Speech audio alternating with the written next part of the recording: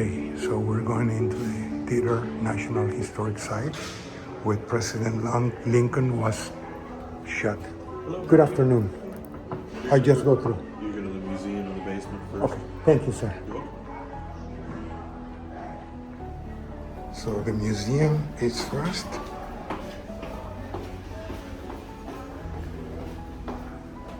And I'm sorry, I'm not gonna read the whole thing. What would the nation think of its president stealing into the Capitol building? I guess those are personal items. No, they're not.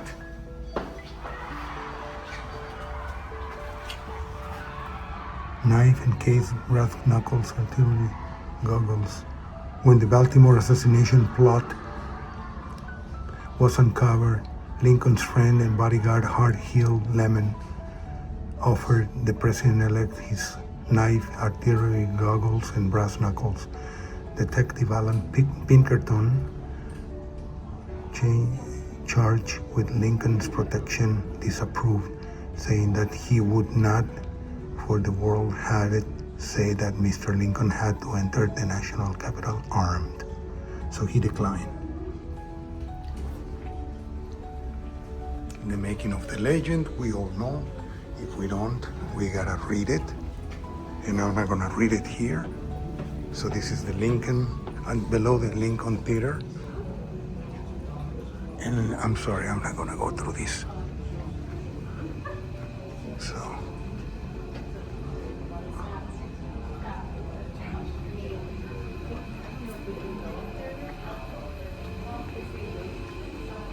Oh.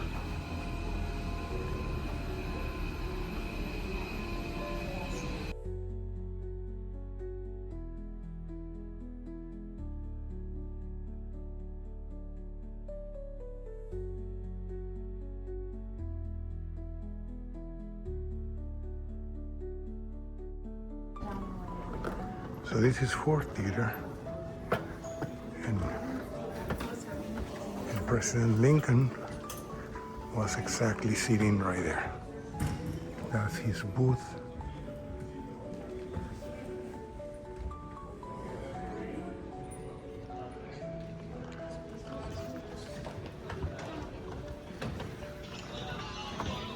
Asking what degree?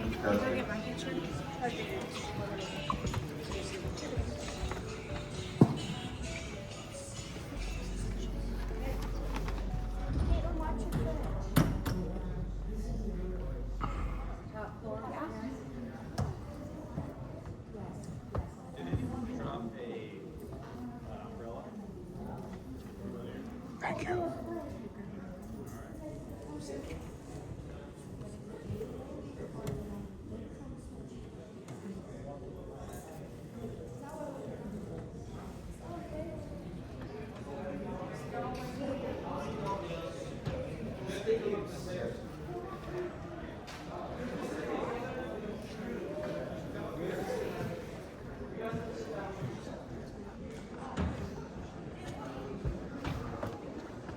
So this is the theater, obviously. I don't know how much has been added to it since 1864. To the restrooms and elevator.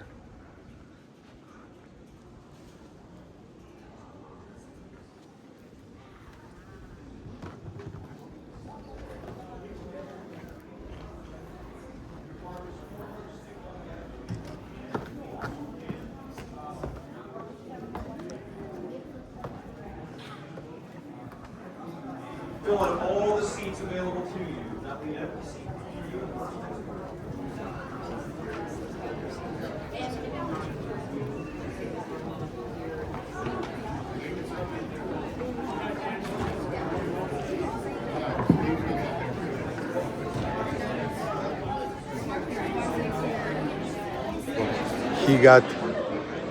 That's his booth where he got shot by Booth. And Ford's Theater National Historic Site. First, I would like to mention what is authentic here. This is the site of President Lincoln's assassination.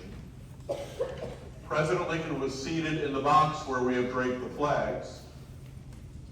He was seated there when he was assassinated.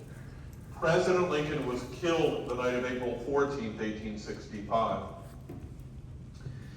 Everything inside of Ford's Theater had to be completely rebuilt. So really, it is just the four walls of the building that are original, and the roof timbers as well. Immediately following the crime, the federal government seized Ford's Theater. They took the building very much against the owner's wishes.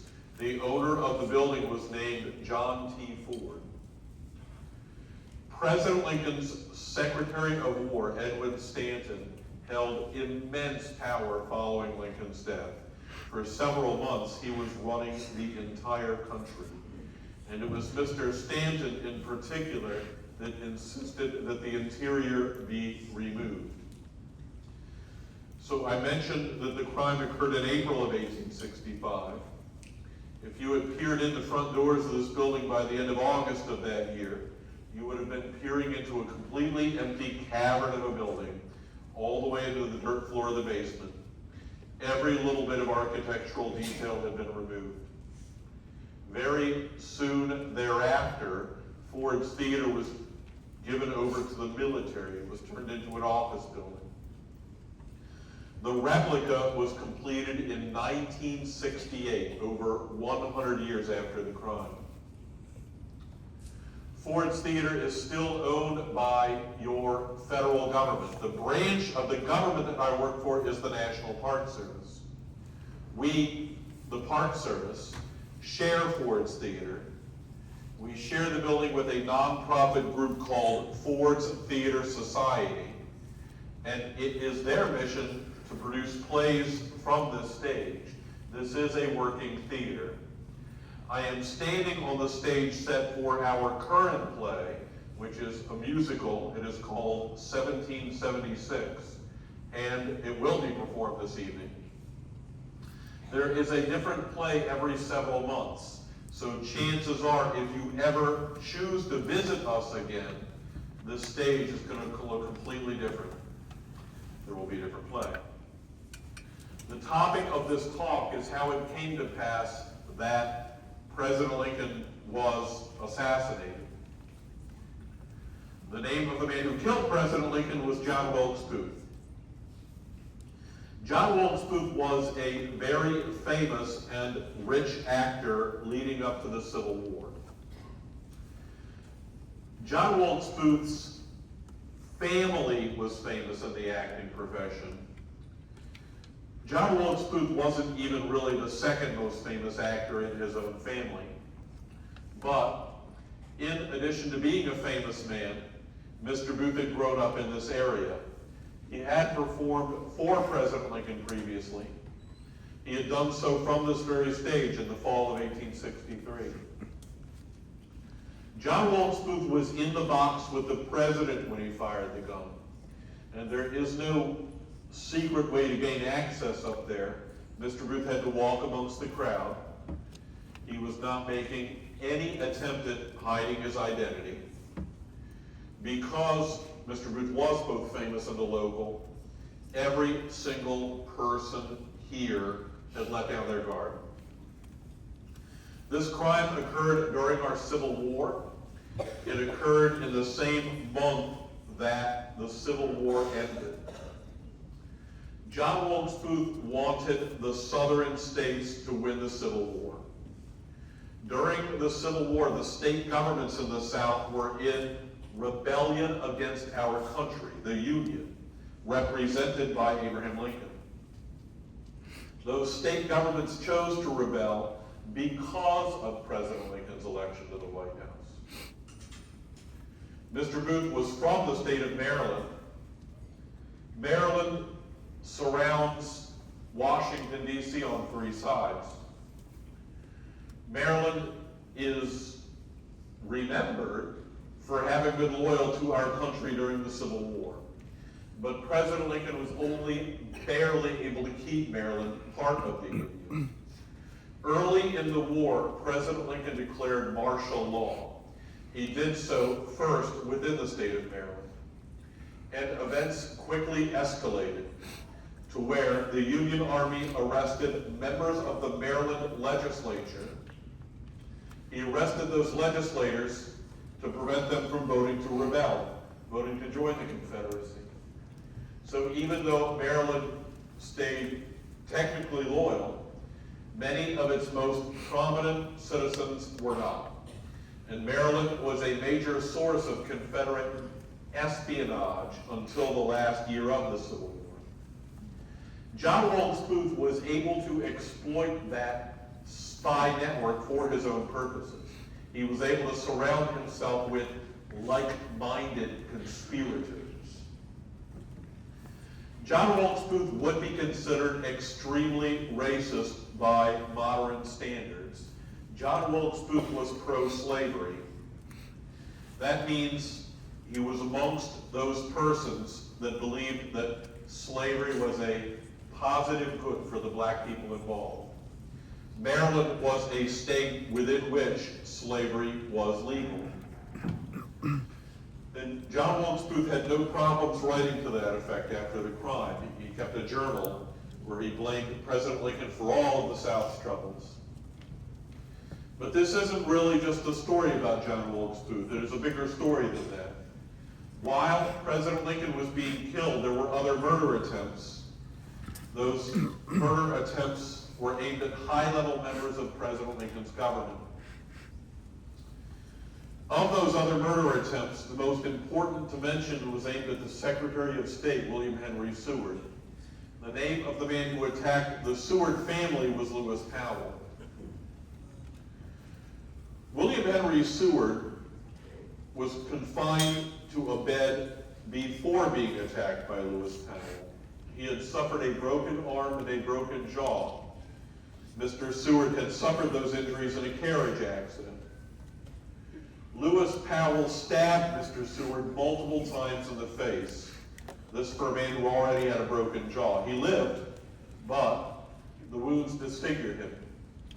5 members of that household received serious wounds. 1 person died. John Wilkes Booth was killed trying to escape. As a country, we do not try dead people in court. But the government did convict 8 people. It was a military trial. A conservative estimate on the size of the conspiracy would include 10 people. John Wilkes Booth surrounded himself with this band of conspirators, promising them that they were going to help the South win the Civil War. They were going to kidnap President Lincoln and deliver him as a hostage to the rebel capital, which was located in Richmond, Virginia. If indeed this ever was a kidnapping attempt, by the early days of April 1865, that plan was no longer realistic. On April 2nd, Richmond, Virginia was evacuated as the Confederate capital. There was no place that President Lincoln could be taken as a hostage after the city of Richmond had fallen.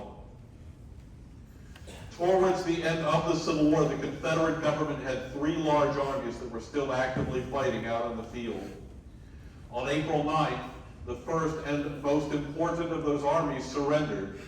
That is when General Robert E. Lee surrendered to General Ulysses S. Grant. And that famous surrender occurred at Appomattox Courthouse in Virginia. By modern standards, about a 6-hour drive from here.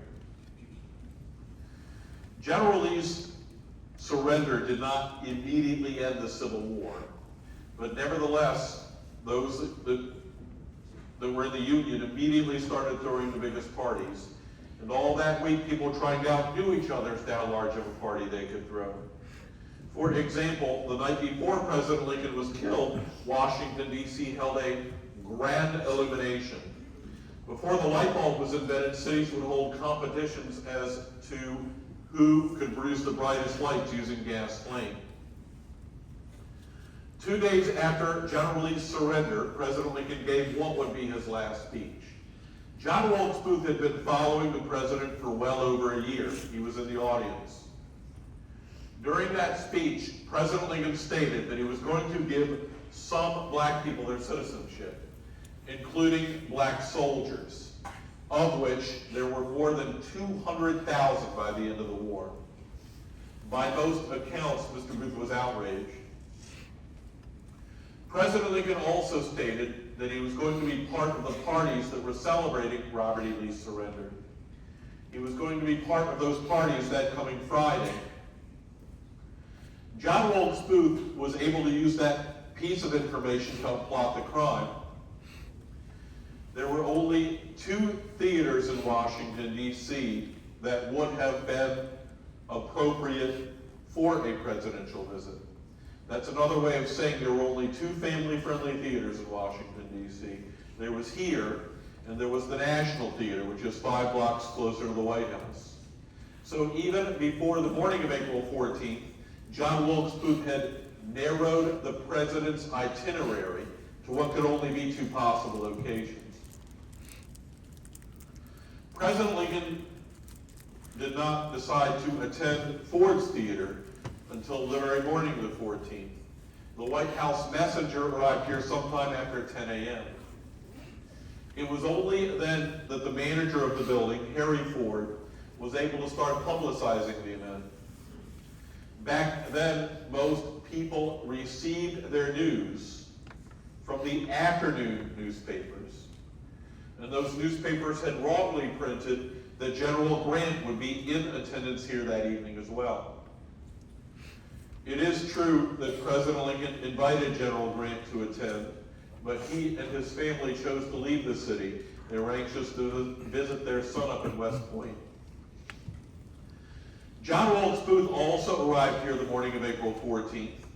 John Wilkes Booth's pretense for visiting here was to see if he'd had any mail delivered at this address.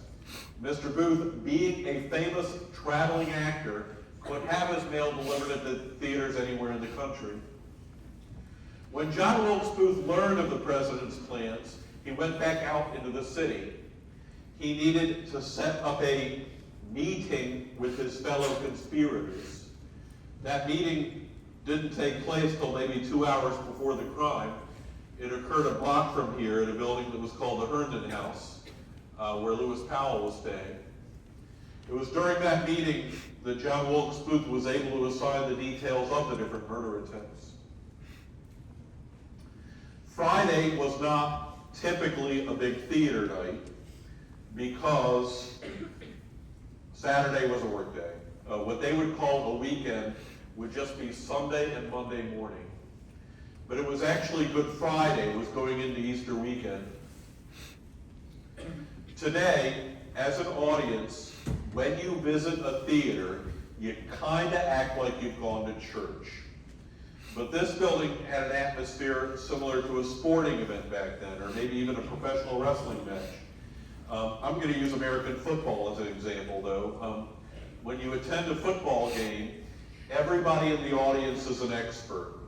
And if the wide receiver drops the pass, everybody in the audience has an opinion. He should have caught that pass. I would have caught that pass. And you're supposed to let him hear it. Back then, when you went to school, the only thing they did was teach you how to memorize. They really did not do anything else. And the audiences would have the plays memorized, and they were yelling the lines right back at the actors. And you were supposed to have an opinion about things. Boo the villain, boo the actors if you thought they deserved it. So maybe the best modern analogy would be to say that all plays were like the Rocky Horror Picture Show. Everything was like a variety show as well. They didn't make you sit still for more than 10 or 15 minutes at a time. But there was a feature presentation. It was a comedy. The play had been a hit in New York City in the mid-1850s. The play had a plot kind of like the Beverly Hillbillies, which is a black and white sitcom from the 1960s. The actors and actresses were already performing the play when John Wilkes Booth and Abraham Lincoln arrived at the building separately. President Lincoln's horse and carriage rode up onto the front of the building, maybe at 8:30. President Lincoln was accompanied with his wife, Mary Todd Lincoln, and a young couple, Their names were Major Henry Reed Rathbone and Clara Harris. It was actually Miss Harris who was good friends with the First Lady. She was the daughter of a New York senator. The presidential party quietly entered the building. They went up into the first balcony to take their seats. A lead actor named Harry Hawk, upon seeing the presidential party enter that first balcony, stopped the play and had the musical group play patriotic music while the presidential party moved towards their seats. The music was played by William Withers Orchestra. When President Lincoln sat down, he sat in a rocking chair to your right as you face forward. Mary Todd Lincoln pulled a small cane chair up next to the rocker. She was holding her husband's hand when Miss Ruth fired the gun. The Rathbone couple was seated all the way to your left. Once the presidential party was seated, then the play on stage resumed. John Wilkes Booth arrived here sometime around 9. He arrived into the back alley. He arrived on horseback, so upon dismounting, he called forth a stagehand whose name was Edmund Spangler. Mr. Spangler made certain that John Wilkes Booth's horse was held for him outside the rear of the theater for the length of the play. Then Mr. Booth opened a back door to your left of the back wall. John Wilkes Booth knew that he needed to wait, so he followed a meandering path through the building. That path actually took him underneath the stage, but he eventually ended up in a bar next door called the Star Saloon, where he consumed liquor. Sometime after 10 p.m., Mr. Booth paid his bill at the saloon. Again, he walked out onto the street. Being that Mr. Booth was a known presence here, he was not made to purchase a ticket. He just came in the front doors. He went amongst the crowd up into the first balcony. He started moving towards the president. There was a gentleman sitting in front of that box. His name was Charles Forbes. Mr. Forbes was a White House messenger. He was not part of any security force that guarded the president. John Wilkes Booth handed Mr. Forbes a calling card, and that was the proper custom in the days before the telephone. Mr. Forbes motioned that John Wilkes Booth could enter. There was no dedicated security force provided for the president. They would just grab whatever law enforcement person happened to be close at hand. Even during wartime, President Lincoln actively fought all attempts at improving security. It actually took the assassination of 2 more presidents following Lincoln's death before Secret Service obtained its present duties. The names of those other assassinated presidents were James A. Garfield and William McKinley. Secret Service obtained its present duties in 1901. For those audience members that are seated in a location where they can see that first closed yellow door, that is the only way in, but it does not lead straight into the box. There's a little hallway there. If you compare President Lincoln's box to the box that is located on the other side, you will notice this other box is divided with a partition. It is set up to be rented as 2 separate boxes. That partition was removed over here. It was removed for the benefit of the president to give his party access to the whole area. And I am certain that many of you, at least those that are seated over here, can see the divider leaning against the back wall in there. The purpose of the hallway was to give each box a private entrance if the divider were being used. John Wilkes Booth was able to prepare the crime in that hallway without much fear of being observed. The locks on that first door were broken. Somebody here, rather than fix the locks, had left a pine stick leaning against the wall behind that first door. The stick was taken from a broken music stand.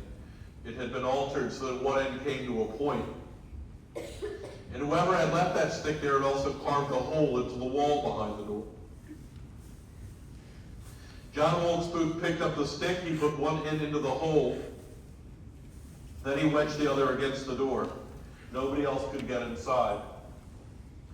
Then Mr. Booth pulled out a single-shot pistol with one hand. With his other hand, he made certain to have a dagger at the ready. On one of the two interior doors, a peephole had been carved. This allowed Mr. Booth to spy on where President Lincoln was seated within the box. John Wilkes Booth waited until a very funny line was performed on stage. The line was performed during Act 3, Scene 2. It was the last big moment of laughter before the play concluded. And when the crowds began laughing raucously, they were yelling back at the stage, John Wilkes Booth used that crowd noise to muffle the sounds of the gunshot. He entered the door near the president. He fired the gun at point-blank range. President Lincoln was shot 2 inches behind the left ear of the hair. The bullet lodged itself behind the bone of Abraham Lincoln's right eye socket. President Lincoln never spoke after being wounded. He slumped forward. John Wilkes Booth dropped the gun. Major Rathbone, upon seeing the commotion, he jumped up from the couch in that box. The couch was kind of behind everybody. Major Rathbone attempted to grab John Wilkes Booth. He was stabbed the length of his upper left arm. That stab wound severed an artery. So Major Rathbone was also very seriously wounded that evening. Then Mr. Booth swung his leg over the far railing and jumped 12 feet onto the stage. There would not have been that ledge there. It would have been a straight drop for Mr. Booth. There was only one actor standing here when Mr. Booth landed. His name was Harry Hawk, but he backed away confused. Upon correcting himself, John Wilkes Booth walked very deliberately center stage. He was still wielding the dagger, which he raised over his shoulder, and then he yelled out. John Wilkes Booth almost assuredly yelled a Latin phrase from the stage.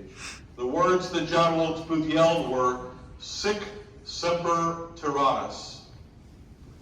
Those words refer to an even more famous assassination. So don't raise your hand, but I'm looking for somebody to just yell out, what is a more famous assassination than President Lincoln's? Caesar. Julius Caesar, thank you.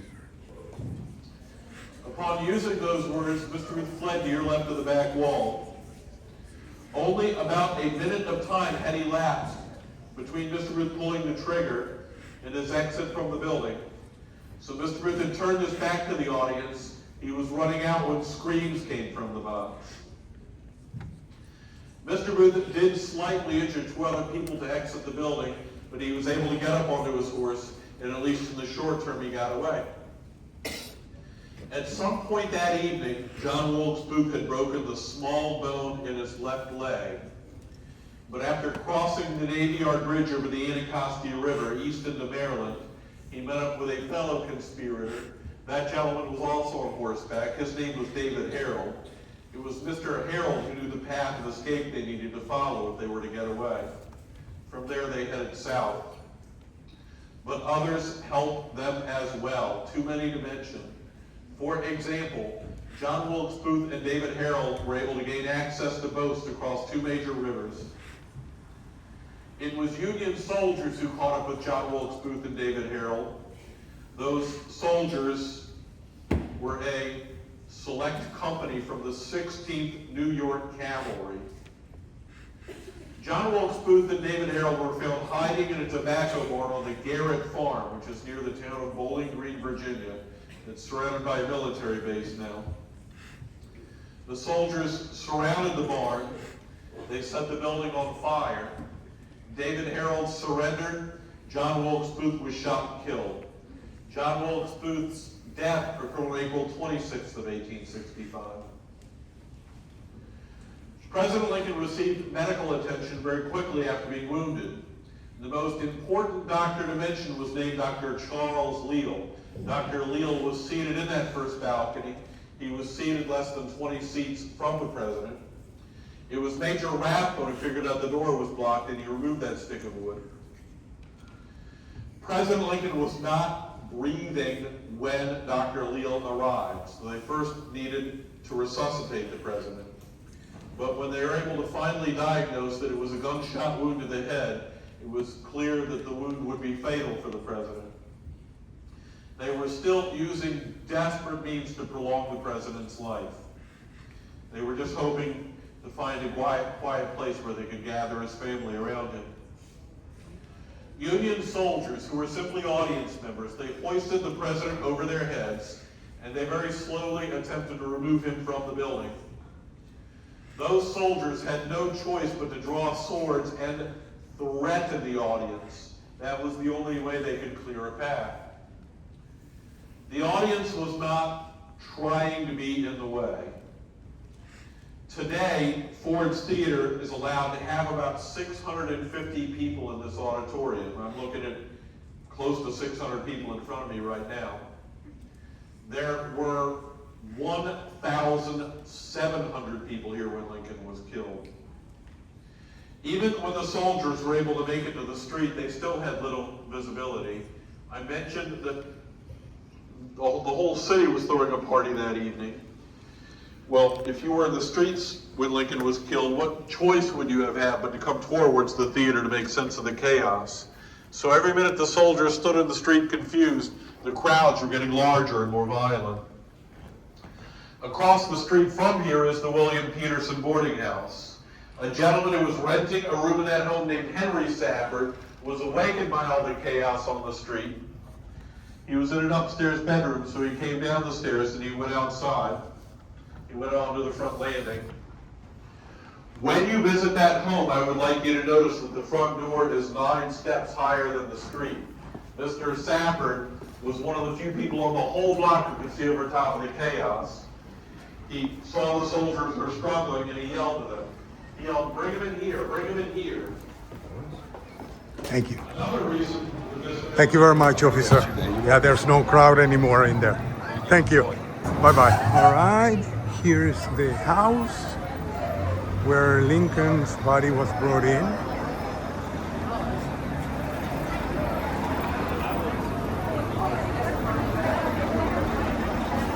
Let's see if I can go in finally. Hello.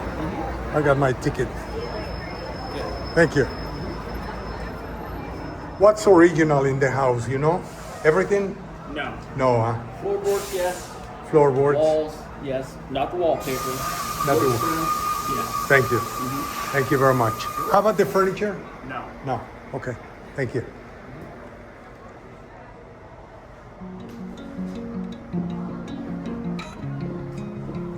So this is the house where Lincoln's body was brought in by the doctor.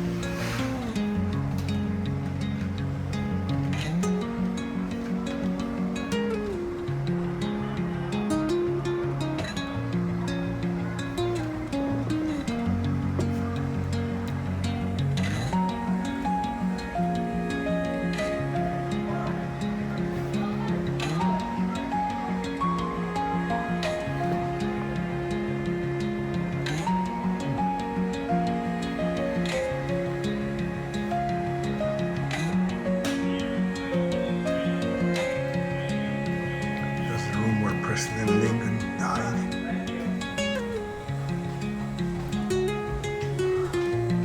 No, I don't want to take the elevator.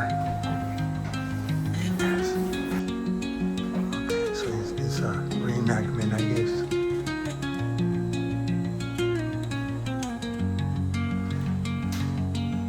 I'm not gonna go through the whole thing.